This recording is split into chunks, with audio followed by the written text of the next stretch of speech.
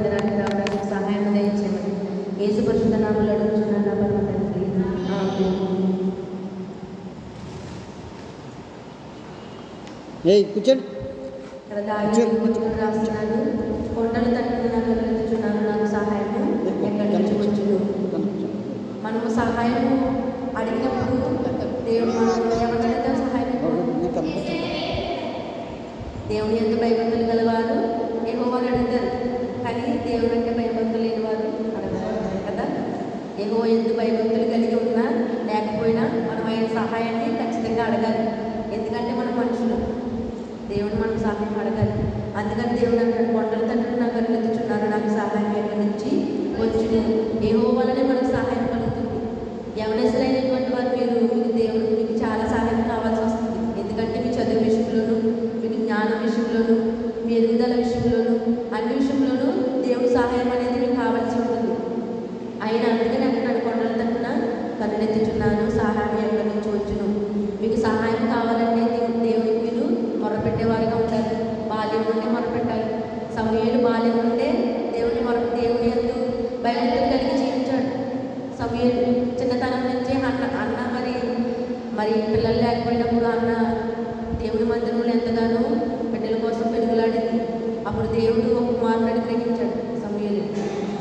అప్పుడు అన్న ఒక వాగ్దానం తీసుకుందనమాట, నీవు నాకు కుమారుని అనుగ్రహిస్తే, నీవు నాకు కుమారుని అడిగిస్తే నీ మందిరంలో నీ సేవకి నేను వదిలేస్తానని చెప్పేసి అది ఒక వాగ్దానం తీసుకుంది. అలాగే సమూయేలు పుట్టిన తర్వాత ఆయన మందిరంలో ఆయన పరిచయం కొరకు విడిచిపెట్టేసింది సమూయేలు బాలుడైనప్పటి నుంచి దేవుని యందు భయభక్తులు కలిగి ఆయన ఆజ్ఞను అనుసరించి ఆయన త్రోవనందు నడిచి ఆయనకి ఇష్టమయ్యే భక్తుడిగా సమూయేలు నిలిచాడు ఇందులో. అలాగే మీరు కూడా బాల్యం నుంచి దేవుని యందు భయభక్తులు కలిగి జీవించాలి. మీరు దేవుని యందు భయభక్తులు కలిగి జీవించాలి. దేవుడు అంటున్నాడు కదా, సహాయం ఎక్కడి నుంచి వచ్చును, యెహోవా వల్లే మనకు సహాయము వచ్చును. కొన్నిసార్లు మనము యెహోవాని సహాయం అడగకుండా అన్ని విషయాల్లోనూ మనం ఈ లోకం వైపు చూస్తూ ఉంటాము. కానీ ఈ లోకం వైపు మనం చూసినప్పుడు కొన్నిసార్లు మనుషులు సహాయం చేస్తారేమో, కానీ కొన్నిసార్లు మనం సహాయం కోసం వెళ్తే వారు సహాయం చేయరు. కానీ కొన్నిసార్లు మనము దేవుని విడిచిపెట్టేసి మనుషుల వైపు, ఈ లోకం వైపు సహాయం కోసం మనము వెళ్తాము. కానీ దేవుడు ఏమంటున్నాడంటే, నన్ను సహాయం అడగండి, నేను మీకు సహాయము చేస్తాను. మీకు చదువు రాలేదనుకో దేవుడిని అడగండి, ప్రార్థన చేయండి, ప్రభువా నాకు జ్ఞానం లేదు ప్రభువా. మరి సొలొమోను మహారాజు తన దేవుడి ప్రజల్ని పరిపాలించడానికి, ప్రభువా నాకు జ్ఞానం లేదు ప్రభువా, నాకు జ్ఞానం దయచేయమన్నప్పుడు సొలొమోనుకి దేవుడు జ్ఞానం దయచేశాడు. దేవుడిచ్చిన జ్ఞానము అన్ని విషయాల్లో తోడుగా ఉంటుంది. నువ్వు ఏ విషయంలో ఏం చేయాలో, ఏ విషయంలో ఎలా ఉండాలో అన్ని దేవుడు నీకు నేర్పుతాడు. దేవుని యందు భయభక్తులు కలిగి జీవించడం ఎంతో మేలు మనకి. చిన్నతనం నుంచి మనం అది ప్రారంభించాలి, దేవుని యందు భయభక్తులు కలిగి జీవించడం. అలాగే దావీదు భక్తుడు అంటున్నాడు, కొండల తట్టున నాకు కన్నులెత్తుచున్నాను, ప్రభువా నాకు సహాయం ఎక్కడి నుంచి వచ్చును. మనం ఈ భూమి మీద సజీవులుగా ఉంటున్నామంటే అది దేవుని ఇచ్చిన సహాయం బట్టే, ఆయన కృపను బట్టే. మనం ఇలా ఉంటున్నామంటే ఏదో మనం ఉంటున్నాం అనుకుంటాం, కానీ దేవుని కృప లేనిదే మనము అడుగు కూడా ముందుకు వేయలేము. దేవుని సహాయం లేనిదే మనము ముందుకు కొనసాగలేము. దేవుని ఇచ్చి సహాయాన్ని బట్టి మనం ఈ రోజు స్థితిలో నిలబడి ఉన్నాము. తర్వాత ఏమంటున్నాడంటే, ఆయన భూమి ఆకాశంలో సృజించేవాడు, ఆయన నీ ప్రాణములు లేడు. ఆయన నోటి మాట చేత భూమి ఆకాశంలో సృజించిన దేవుడు.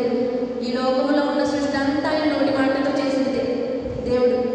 ఆయన నోటి మాటతో ఈ సృష్టి అంతా చేసిన దేవుడు నీకున్న అవసరతని, నీకున్న ఇబ్బందిని, నీకున్న సమస్యని ఆయన సహాయం రూపం తీర్చలేదా? ఖచ్చితంగా తీరుస్తాడు ఆయన. కానీ నువ్వు మాత్రము ఆయన సహాయము అడగాలని నీలో నువ్వు అడుగుంటాం కాదు, కానీ ప్రార్థన చేసి దేవుడికి సహాయం అడగాలి. ప్రభువా నాకు ఎగ్జామ్స్ ఉన్నాయి ముందు, ఎలా ప్రభువా నాకు జ్ఞానం లేదు, నేను చదువుకోలేదు, సరిగ్గా నాకు జ్ఞానం లేదు ప్రభువా, నాకు సహాయం దయచేయి నా ఎగ్జామ్ విషయంలోను అని దేవుడిని అడిగినట్లయితే ఖచ్చితంగా దేవునికి సహాయం దయచేస్తాడు. నువ్వు ఎప్పుడెప్పుడు అడుగుతావా అని దేవుడు చూస్తాడు నీ వైపు. మన హృదయంలో అనుకుంటే మన హృదయ అంతరంగాలు ఎరిగి ఉన్న దేవుడే అయినా, కానీ నీ నుంచి కూడా ఆశిస్తాడు ఆయన. నువ్వు అడగాలి నోరు తెరిచి, ప్రభువా నాకు సమస్య ఉన్నది, ప్రభువా నాకు ఇబ్బంది ఉన్నది, యవన కాలంలో నేను అడుగు పెడుతున్నాను ప్రభువా, నేను యవన కాలంలో ఎటు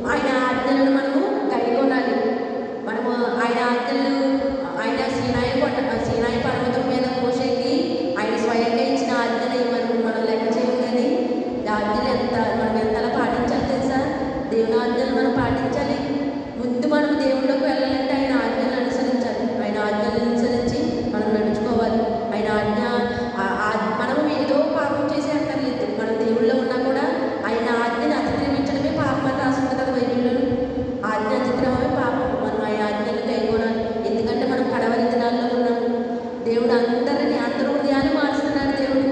ప్రతి ఒక్కరి హృదయాన్ని మారుస్తున్నాడు. ప్రతి ఒక్కరి హృదయాన్ని ఆయన లేపుతున్నాడు. ఆయన మారండి మారండి అని మనం చెప్తున్నా మనము వినడం లేదు. ఆయన ఏదో ఒక రీతిగా మాట్లాడతాడు. ఆయన మన దేవుని ఎందుకు భయభక్తులు కలిగి జీవిస్తే, ప్రభా నాకు ఇబ్బంది ఉంది, నేను నీలో జీవించాలనుకుంటున్నాను, నాకు ఇన్ని కష్టాలు ఉన్నాయి ప్రభా, మరి నీవే నాకు మార్గం, నాకు సహాయం తెచ్చేయండి. దేవుడు ఖచ్చితంగా ఎవరి సేవకుల ద్వారా అయినా సరే, ఎవరి ద్వారా అయినా నీతో మాట్లాడతాడు. ఎందుకంటే మన కడవల దినమున మనం ఎక్కువ దేవుని స్తుతించాలి. స్తుతి దేనిని మారుస్తుంది? మన స్థితిని మారుస్తుంది. మనం ఎక్కువగా స్తుతించామనుకో దేవుడు మనకి ఎక్కువ సహాయం దయచేస్తాడు. ఆయన సహాయం చేసే దేవుడు, ఆయన విడిచిపెట్టే దేవుడు ఏమాత్రము కాదు. నీకు సహాయంగా ఉంటాడు, నీకు తోడుగా ఉంటాడు. ఆయన ఇశ్రాయేలు కాపాడి దేవుడు కుడుగడు నిద్రపోడు అన్న రీతిగా మనకు సహాయం చేయడానికి ఆయన నిత్యము ఆయన చూస్తూనే ఉంటాడు. నా బిడ్డ ఎప్పుడు అడుగుతుందా అని సహాయం లేదు. మనం అటు రీతిగానే మనము దేవుని తట్టు తిరిగి, కొండల తట్టు తిరిగి ఆయన సహాయం కోసం మనం ఉండేవారుగా ఉండాలని. మరి యవనస్తులు చాలా మంది ఉన్నారు. మరి యవనస్తులు ఎవరు రావడం లేదు. వారి హృదయాలు కూడా దేవుడు మార్చాలని ప్రార్థన చేయాలి. మనం ఎక్కువ యవనస్తులు రావడానికి దేవుడు ఇచ్చిన అవకాశాన్ని మనం సద్వినియోగం చేసుకోవాలి. మనం అజ్ఞానం వల్ల కాక జ్ఞానం కలిగి జీవించాలి. దేవుని